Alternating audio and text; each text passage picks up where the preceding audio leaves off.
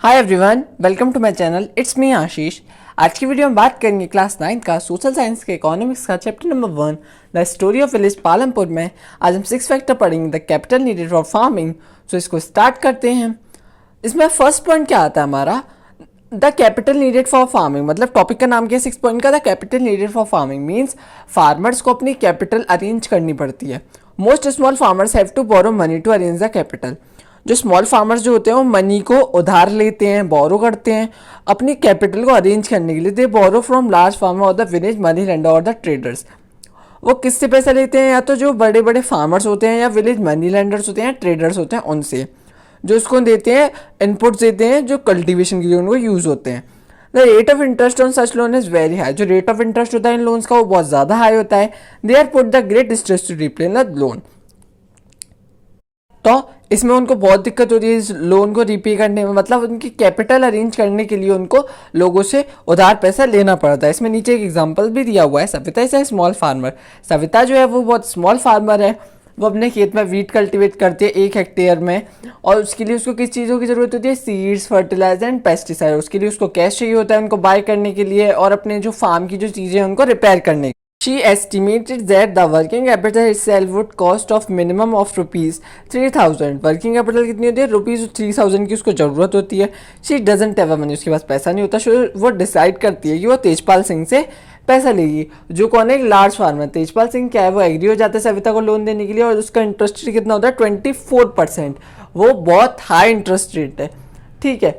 Savita also has to promise to work in this field on a farm labour during the harvest season of rupees 100 या फिर 35 per day. जो data होता है जो 100 और 35 का वो वेरीज होता रहता है बुक के हिसाब से। तो आपकी बुक में अगर 35 100 तो इससे कोई फ़र्क नहीं पड़ता। बस आपको ये पता होना चाहिए कि वो इतने लोअर वेजेस में उसके यहाँ काम करती थी। Savita knows that he has to work very hard to complete harvesting on her own field and work as the farm labor of Tejpal Singh. उसको पहले अपने ही खेत का काम ख़त्म करना पड़ता था, फिर वो तेजपाल सिंह का ख़त्म करती थी। तो इसके लिए ऐसा एक वो मदर भी थी जिसके 3 बच्चे थे, उसके लिए हाउस होल्ड रिस्पॉन्सिबिलिटीज़ भी थी। Savita agrees to the tough condition and she knows getting a loan and difficult for the small farmer. ठीक है। अब सेकंड जो आता है वो क्या है, तो in contrast to the small farmers the medium and large farmer have their own saving.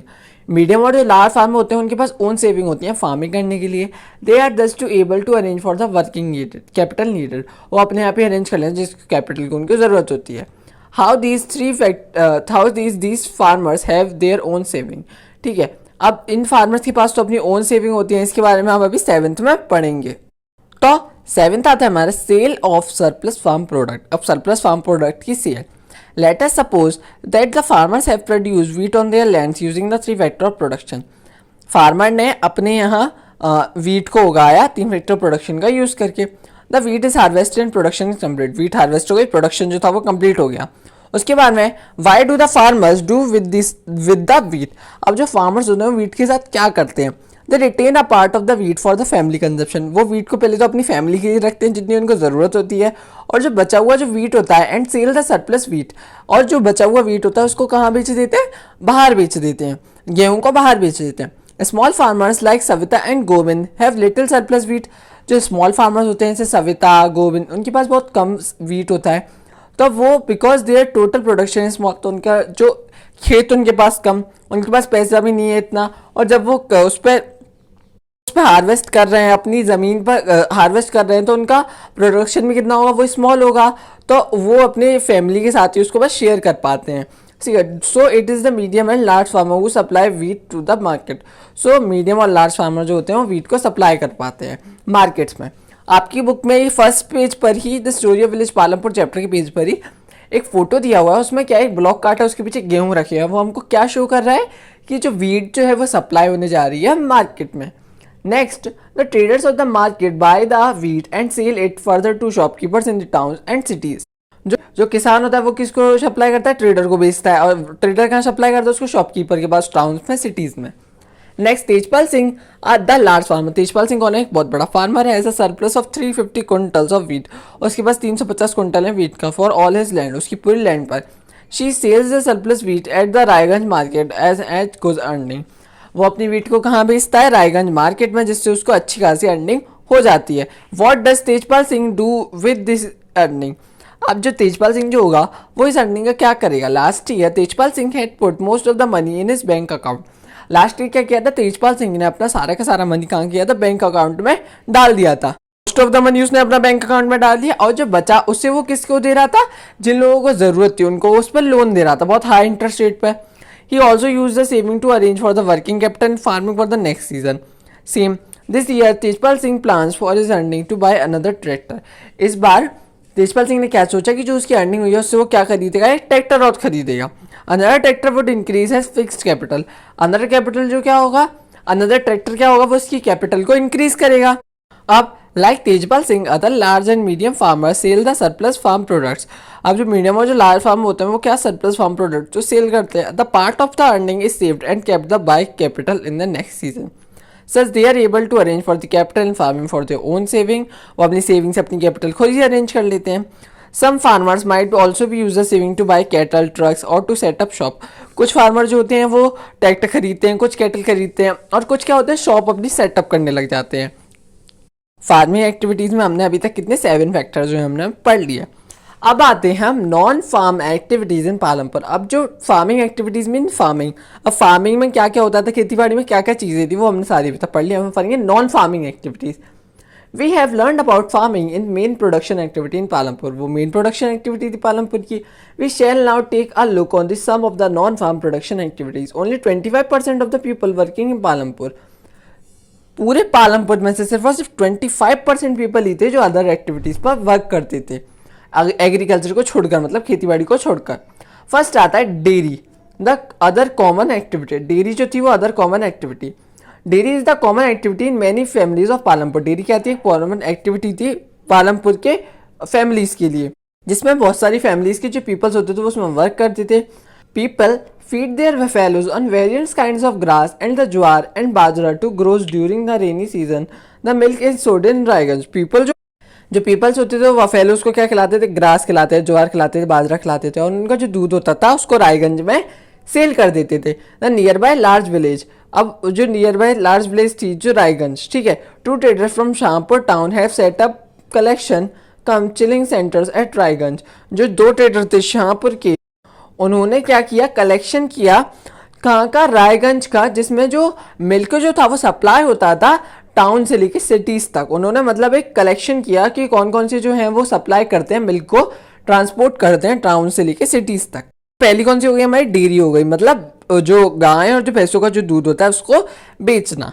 Second आती है हमारी an example of small scale manufacturing Palampur. अब small scale manufacturing Palampur at present less than 50 people are engaged in manufacturing of Palampur. less than 50 people से भी कम जो होते हैं किसमें engage है, मैन्युफैक्चरिंग इन पालमपुर में। unlike the manufacturing takes place in big factories and the town and cities। जो manufacturing जो होती थी वो कहाँ होती थी, बड़ी बड़ी फैक्ट्रीज में, टाउन्स में एंड सिटीज़ में। मैन्युफैक्चरिंग इन Palampur involves very simple production methods. और जो मैन्युफैक्चरिंग जो होती थी वो बहुत ज़्यादा सिंपल प्रोडक्शन मेथड्स को यूज़ करती थी, बहुत ज़्यादा सिंपल प्रोडक्शन मेथड्स को यूज़ करती थी, और उनके यहाँ इतने लोग भी नहीं थे जितना वो उनका प्रोडक्शन हो पाए, तो वो बहुत स्मॉल स्केल पर काम करती थी। They are carried out mostly at home in their fields and the family labour rarely at level hired. वो कौन होते थे, सिर्फ और सिर्फ या तो मोस्टली उनके होम के होते थे या फील्ड्स पर जो होते थे फैमिली लेबर होती थी जो हेल्प कर देती थी। उनमें बहुत ही कम जो होते थे वो लेबर जो होते थे वो हायर किए जाते थे दूसरी जगह से, ठीक है। सेकेंड हो गया हमारा मैन्युफैक्चरिंग पालमपुर। अब थर्ड आता है the shopkeepers in of Palampur. अब पालमपुर की जो शॉपकीपर्स थे, people involve in trade exchange of goods and not many in Palampur. The traders of Palampur and shopkeepers who by various goods from wholesale markets in the cities and sell them in the village. वो जो shopkeeper जो होते थे पालमपुर के, वो wholesale से काफ़ी सारा जो माल होता था उसको खरीद लेते थे और उसको कहाँ पर सेल करते थे, विलेज में, ठीक है। You will see small general stores in village selling in wide range of items like rice, wheat, sugar, tea, oil, और जो बाकी सारी जो रोज़मर्रा की जो हमारी चीज़ें होती हैं, notebooks, pen, pencil, even like a cloth, इन चीज़ों को वो खरीदते थे और क्या करते थे, सेल करते थे। The few of the families whose houses are close to the bus stand have used a part of the space to open a small shops that they sell eatables. जिनके और जो काफ़ी सारी जो फैमिली थी जिनके हाउस बस स्टैंड से काफ़ी पास थे, वो क्या करते थे, वो उस स्पेस को यूज़ करते थे अपने मार्केट को, अपनी जो चीज़ें होती हैं उनको बेचने के लिए। मतलब जैसे आप हो, आपका घर किसी बस स्टैंड के पास है, तो बस स्टैंड पर काफ़ी लोग आते हैं बस पकड़ने के लिए, तो किसी को भूख लग रही है, किसी को प्यास लग रही है, तो वहाँ पर आप एक परचून की दुकान खोल सकते हो, जिससे आपका जो सामान होगा वो बिक सकता है, मतलब उसका सेल हो सकती है। ठीक है, ये हो गया हमारा शॉपकीपर्स ऑफ पालमपुर। अब फोर्थ फैक्टर जो आता है वो क्या हमारा transport, a fast developing sector. अब transportation, there are variety of vehicles on the road connected Palampur to Raiganj. ठीक है, बहुत सारी वेराइटी के व्हीकल्स है जो कनेक्ट थे पालमपुर से रायगंज तक, जैसे रिक्शा वाले, टोंगा वाले और जीप वाले, tractors, truck drivers and people driving on traditional bullock cart वाले, बुकी वाले। ये कौन थी, ट्रांसपोर्ट सर्विसेज थी। The ferry people and goods from one place to another, इससे क्या होता था, एक प्लेस से दूसरी प्लेस तक जाने में उनको ईजी रहता था, इससे मतलब उनका टाइम भी बचता था। And in return get paid for it, होते थे उसके लिए उनको क्या करना था, बट पे करना पड़ता था। The number of people involve in transport has grown over the last several years, जो नंबर ऑफ ट्रांसपोर्ट था वो ग्रो कर रहा था धीमे धीमे लास्ट कुछ सालों से। ठीक है, तो हमने इसमें 4 फैक्टर पढ़ लिए। पहला कौन सा था हमारा, डेयरी वाला, जिसमें दूध को सेल करते थे। सेकंड कौन सा था हमारा, मैन्युफैक्चरिंग। थर्ड कौन सा था, शॉपकीपर्स। एंड फोर्थ कौन सा था, transport. I hope you all like my explanation. अगर अच्छा लगा हो तो चैनल को लाइक कीजिए, शेयर कीजिए एंड सब्सक्राइब कीजिए। Thanks for watching my video. अब हम मिलेंगे इसके नेक्स्ट पार्ट में।